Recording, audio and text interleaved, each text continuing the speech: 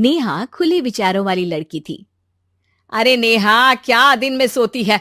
ससुराल में ऐसा नहीं चलेगा, वहां तो काम करना पड़ेगा, काम।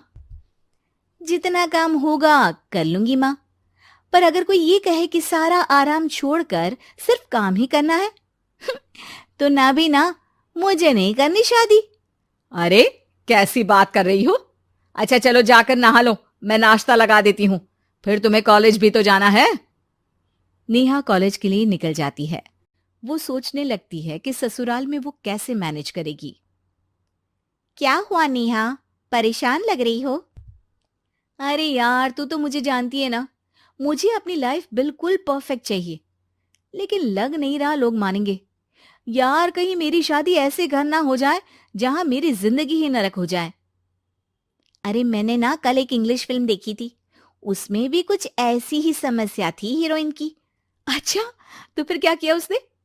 उसने तो अपने होने वाले पति से साफ साफ कह दिया कि वो पहले उसके घर कुछ दिन तक बिना शादी के रह कर देखेगी, और अगर ठीक लगा तो ठीक, वरना तेरे मेरे रास्ते अलग। अरे हाँ यार, ये तो बिल्कुल सही आइडिया दे रही है तू मुझे। चल मैं तो चली, थैंक्स यार, तूने मेरी प्रॉब्लम सॉल्व कर दी। ये बोलकर नेहा खुशी खुशी वहां से निकल जाती है, लेकिन पीछे से उसकी सहेली कहती है, अरे नेहा, नहीं नहीं, कुछ नहीं सुनना मुझे। ये बोलकर वो वहां से चली जाती है। हे भगवान, पूरी बात सुने बिना ही चली गई। अरे वो तो विदेशी फिल्म थी, वहां सब चलता है, लेकिन ये तो भारत है, सभ्यता और संस्कारों वाला देश, जहां शादी से पहले लड़की को ससुराल में नहीं रखा जाता। खैर, नेहा मस्त होकर घर आती है। नेहा, कल तुझे लड़के वाले देखने आने वाले हैं, और हाँ, इस बार कोई बहाना नहीं चलेगा। हाँ हाँ, आने दो आने दो, मैं तैयार हूं शादी के लिए।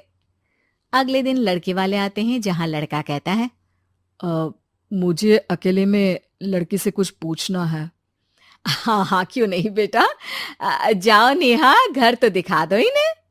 नेहा भी खुश हो जाती है कि उसे मौका मिल गया है लड़के से अपनी शर्त रखने का। देखो, मुझे ना शादी से बहुत डर लगता है, पता नहीं कैसी लड़की आए, तालमेल बना पाए कि नहीं मेरे परिवार से। मैंने कई घरों में रोज का क्लेश होते देखा है। तुमने तो मेरे दिल की बात कर दी। मैं भी यही सोच रही थी कि भाई सास तो अच्छी होनी चाहिए, पति सपोर्ट करे ना करे, रहना तो पूरे दिन सास के साथ है। लेकिन मेरे पास ना इसके लिए एक बहुत अच्छा आइडिया है। अच्छा, कैसा आइडिया? क्यों ना शादी के पहले मैं कुछ दिनों तक तुम्हारे घर आकर रह लूं, तुम लोग मुझे समझ लेना, मैं तुम लोगों को समझ लूंगी, ठीक लगा तो शादी, वरना टाटा बाय बाय। क्यों? लड़के को नेहा की बात में दम लगता है। वो घर के सभी लोगों के सामने नेहा की बात रखता है। अरे पागल हो गई है क्या? ये कैसी शर्त है? अरे शादी से पहले मैं क्यों तुझे किसी और के घर भेजूंगी रहने? अरे लड़की के ख्याल तो 20 साल आगे के हैं, इतनी भी खुले विचारों वाली लड़की नहीं चाहिए हमें। अरे माँ, क्या बुरा और गलत बोल रही है ये? रहना तो हम दोनों का है ना, कल को कोई परेशानी आई तो तुम सब तो ये बोलकर निकल जाओगे कि जिंदगी तुम लोगों को ही निभानी है, तुम लोगों को जो करना है करो। तब क्या करूंगा बताओ?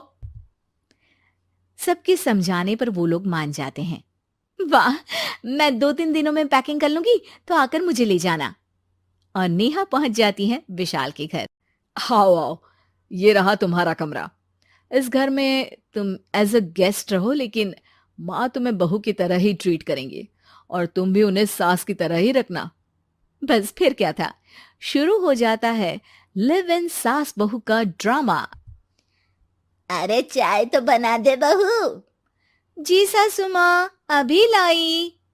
नेहा चाय लेकर आती है कि बस चाय लेकर आई हो, इसके साथ पकोड़े भी ले आती। लेकिन आपने तो बताया ही नहीं कि आपको चाय के साथ पकोड़े भी चाहिए। हाँ हाँ, अब तो पता चल गया ना। रात को खाना खाने के बाद नेहा किचन में खटर पटर कर रही होती है। क्या हो रहा है वहां नेहा? माँ जी, मैं ना रात को अदरक वाली चाय पीकर सोती हूँ, ये मेरी आदत है। अच्छा, तो जरा मेरे लिए भी बना देना।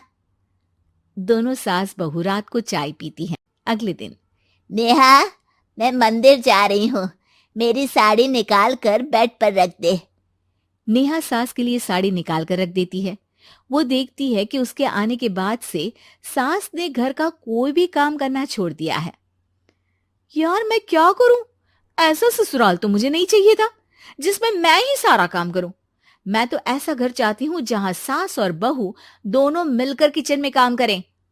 हे भगवान, रात को चाय पी ली, पेट में गैस बन गई, अब तो चला भी नहीं जा रहा है।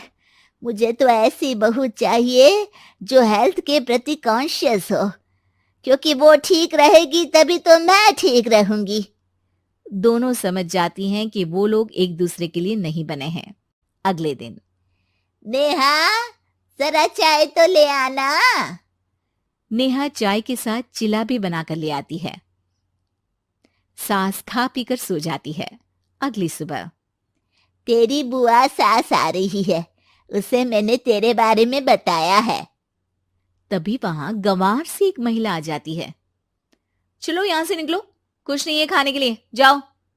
ए नेहा, तमीज से बात करो, ये मेरी ननद यानी आशीष की बुआ है। हाय रे दैया, इतनी आकड़ वाली लड़की! अरे यही है ना जो शादी से पहले ही आकर बस गई है यहाँ पर। बस नहीं गई हूं, बसना है या नहीं ये डिसाइड करने आई थी, लेकिन इन लोगों के रिश्तेदार इतने गंवार हैं तो मैं तो ना कर रही इस घर में शादी।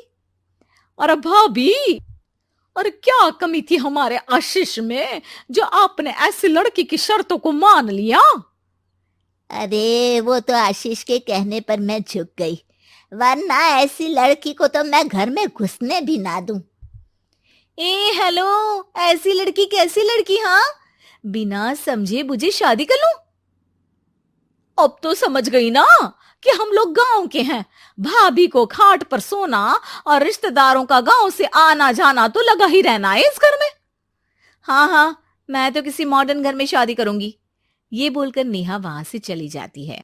अपने घर में आकर नेहा कहती है, ना मां ना, लिव इन में रहकर देख लिया, ये गांव के लोगों का कोई भरोसा नहीं है।